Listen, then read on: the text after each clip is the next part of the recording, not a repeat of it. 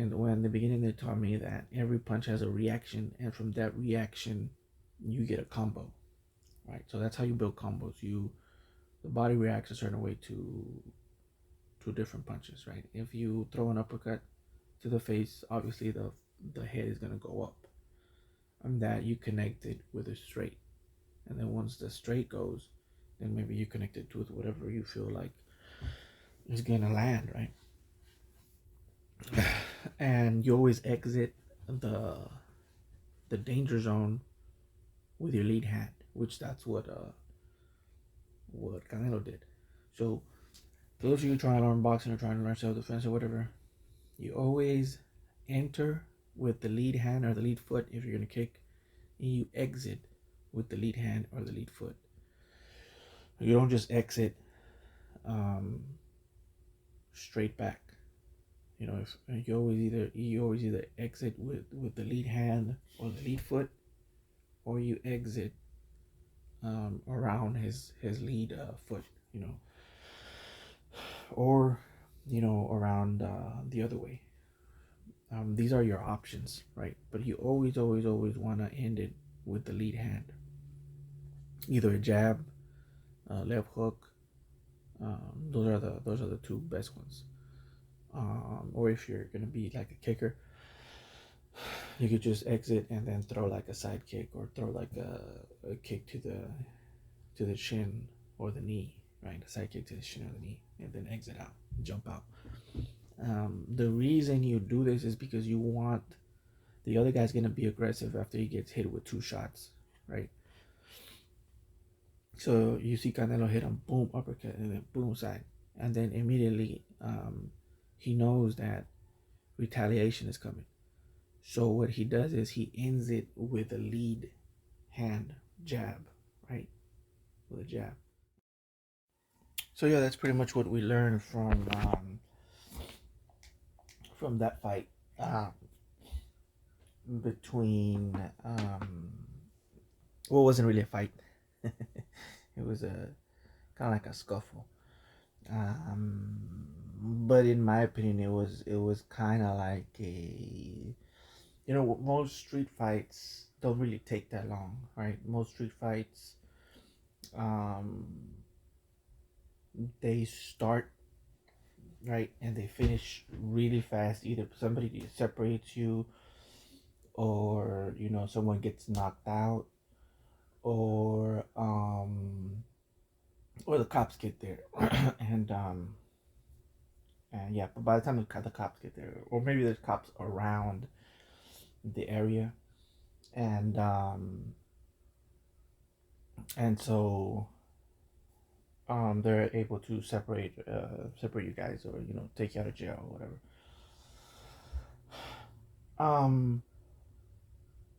And that's usually what happens. I mean, street fights don't really take as long as professional fights do. For professional fights,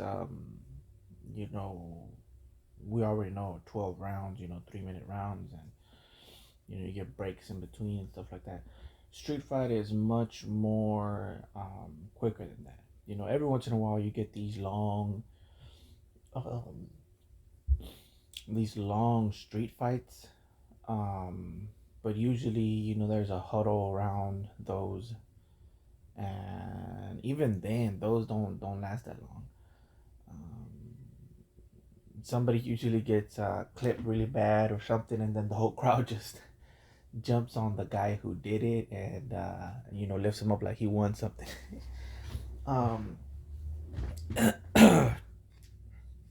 Usually, fights are like these, like street fights. At least here in the U.S., from my experience, they don't really last that long. So this was kind of this was kind of like that.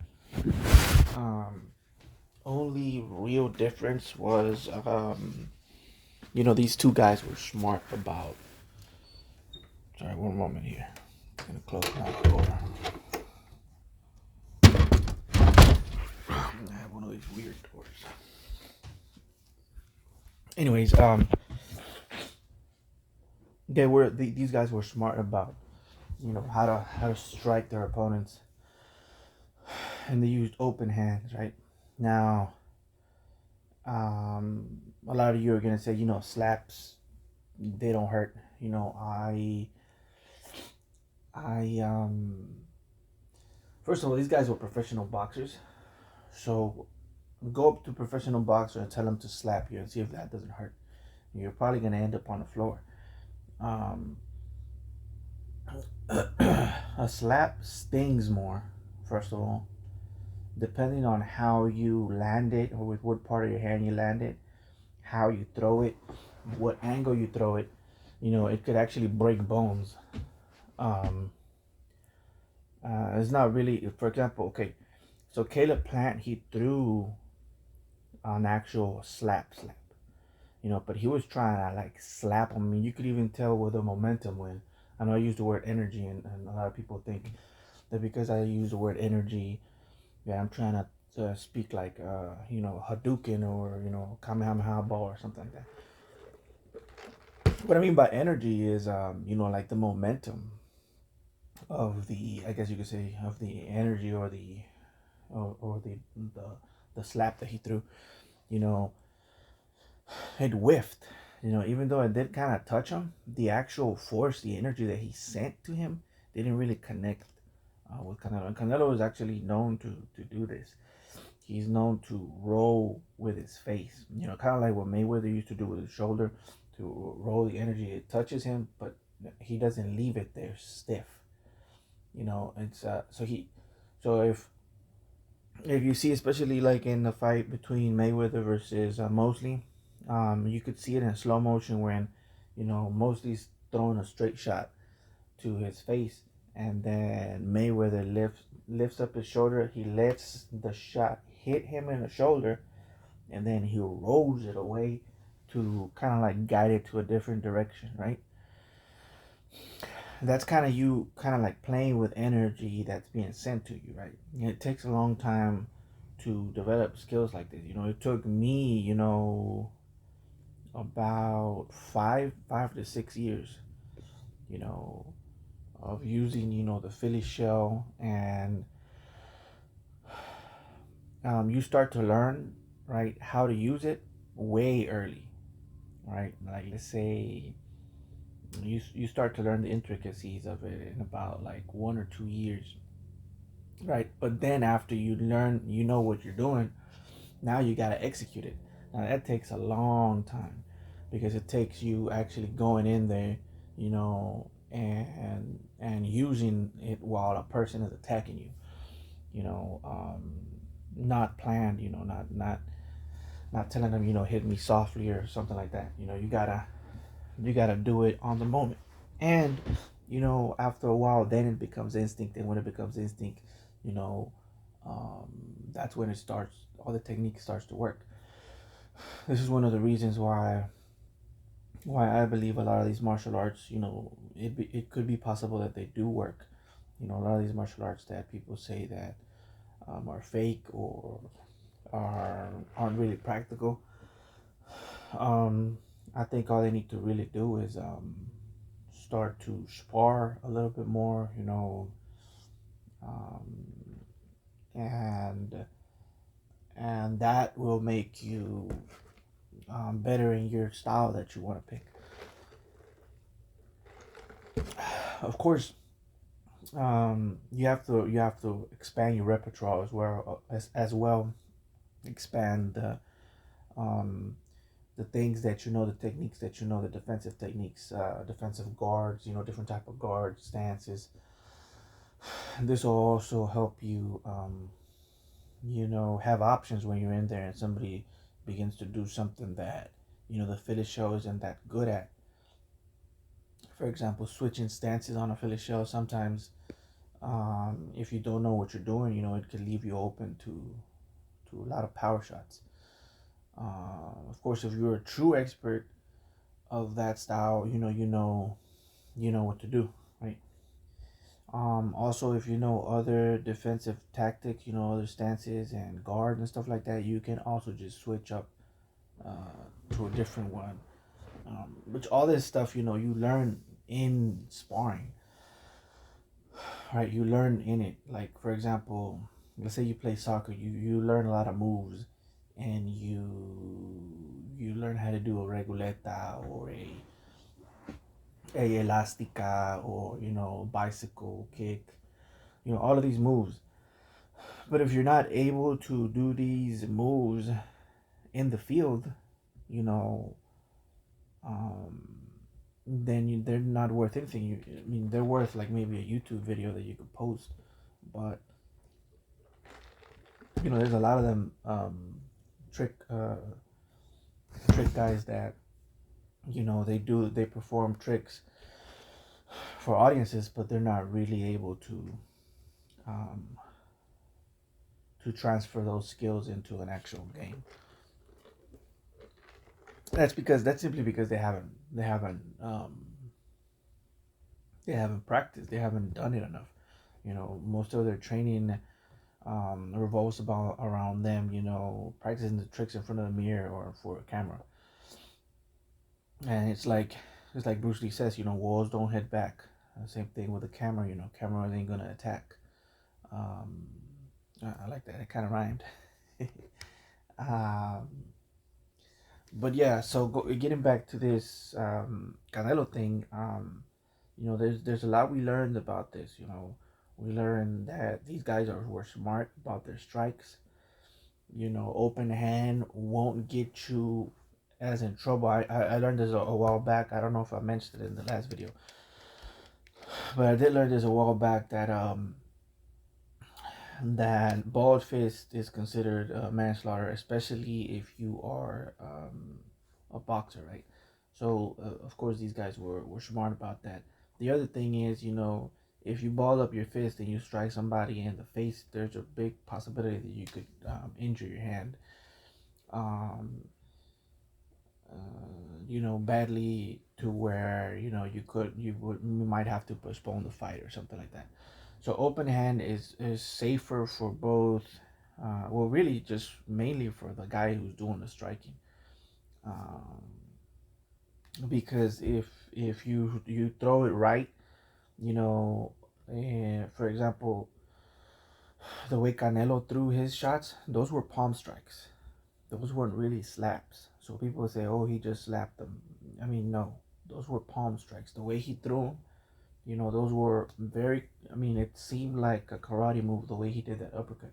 There's actually a karate move that I learned from my kempo teacher. His name was Tony McGarry, and it's a palm strike to the jaw in kind of like an uppercut motion. Now this is meant to break the jaw. All right. Now I don't know if that's how Canelo landed that shot. Um, but the way he threw it, I mean, it's very, very. It seemed like that technique, And I mean, all of these techniques they transfer from art from martial arts to martial arts, whether you want it or not. I mean, they do. Um, but yeah, it was cool to see that one, and then the one he did in the back of the ear, that was also a palm strike. So these palm strikes are hard, and especially when you're being hit by a person who's constantly striking the bag, constantly hitting the speed bag, constantly sparring. I mean, these things become instinct to these type of people, to boxers and to martial artists.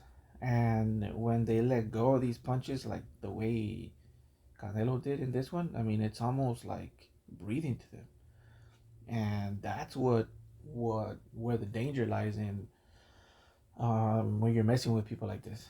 Um, it's almost like he didn't mean to do it. I mean, really, if you if you if you look at the tape, it's almost like it's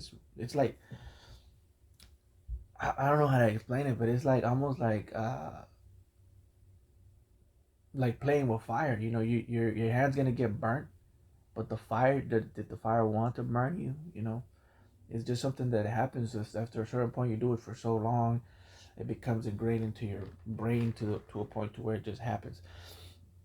And even after the fact, they interviewed both of them, and I mean their reactions were very different. But I like Canelo's reaction because he said, "I'm not really thinking about what the other guy's doing.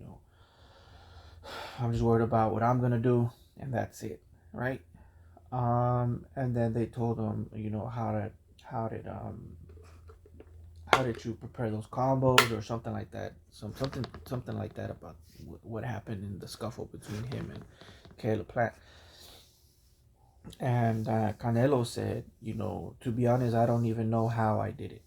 It just happened. Right, I moved out of the way, and then boom, boom, 3 shots. And that's really what it is, man. That's really what it is. Once it becomes, and you could actually go to a process in your mind that it becomes ingrained into your subconscious instead of your logical conscience, because logical conscience, it overthinks. Right? You're overthinking, so you're calculating. Okay, he's gonna do this. I'm gonna do this. I'm gonna do that. Right. But when you're in your subconscious, that becomes almost like breathing. See, because you don't control your breathing, you don't control your heartbeat, you don't control um, a lot of stuff in your body you don't control, right? It's almost like it's subconsciously working for your favor, and that's what you want to get these movements to be. You want it to be almost like breathing, almost automatic. And this is what happens. A lot of people may get scared because some people are very religious and say, oh, you didn't know what you were doing, that means like a demon took over or something. Because believe me, I've heard it before.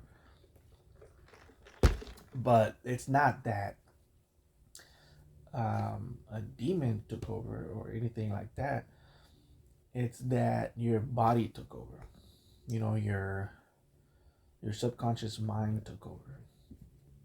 And it's like Bruce Lee said, I don't hit, it hits all by itself. And it really is the thing. And I remember thinking when I heard that from Bruce Lee, I was like, what does that even mean? Later on in life, I understood, by feeling that, you pretty much, you're moving all on its own. Zoom, zoom, zoom, zoom, pa, pa, pa, pa, pa. You know, any athlete who's ever practiced something for so long and then they feel that it's an adrenaline rush, like, damn, like I'm doing it. I'm doing this thing. It's a beautiful thing.